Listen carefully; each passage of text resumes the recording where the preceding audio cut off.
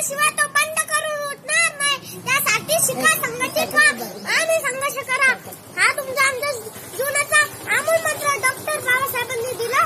तुमच्या आमच्या सुखी समृद्ध संपन्न जीवनासाठी बाबासाहेबांनी अपार कष्ट केले, घाम गाळला, रक्ताचं पाणी केलं, झगडले, झुंजले, झिजले बाबासाहेबांचा देव झिजला, म्हणून तुमचा आमचा देव सजला. हे नीट लक्षात ठेवा. अरे म्हणूनच काळ्या पटलावर आमदार झाले, खासदार झाले, मंत्री झाले, मुख्यमंत्री झाले, आले तसे निघून गेले, पण एक नाव चिरंतन राहिलं. ते नाव म्हणजे डॉक्टर बाबासाहेब आंबेडकर. शेतकऱ्यांना, कष्टकऱ्यांना, कामगारांना, दीनदलितांना बाबासाहेबांनी जागरूक केलं. त्यांना स्वतःच्या हक्काची, बुद्धीची, बळाची, ताकदीची जाणीव करून दिली. पण रानातून, वनावनातून, गावागावातून, डोंगरातून हातात लग्न घेऊन हा समाज बाहेर पडला. कोणी इंजिनियर झालं, कोणी वकील झालं, कोणी डॉक्टर झालं, कोणी कलेक्टर झालं.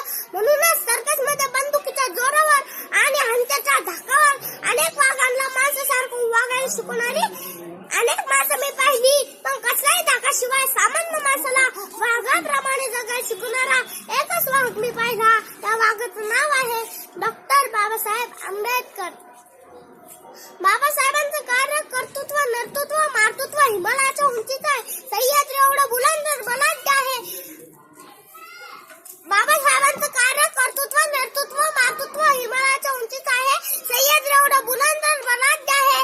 त्यांची झुंज, त्यांचा रडा, मान, सन्मान एवढा मोठा आहे की सरकारी कार्यालयात फोटो असणारी बरेच नेते होऊन गेले, पण देवारात फोटो ठेवून त्यांची पूजा जनता करते असे एकच विश्वरत्न होऊन गेले. त्यांचं नाव आहे डॉक्टर बाबासाहेब आंबेडकर.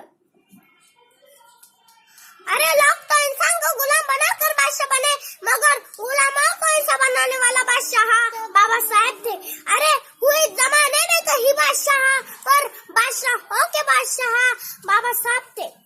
या जयंती सोहळ्याच्या निमित्तानं मी एवढंच म्हणेन, बाबासाहेब तुम्ही 900 पावलावर देव नव्हे, कुठल्याही गल्लीचा राजा नव्हे, दामाई मा भारतातील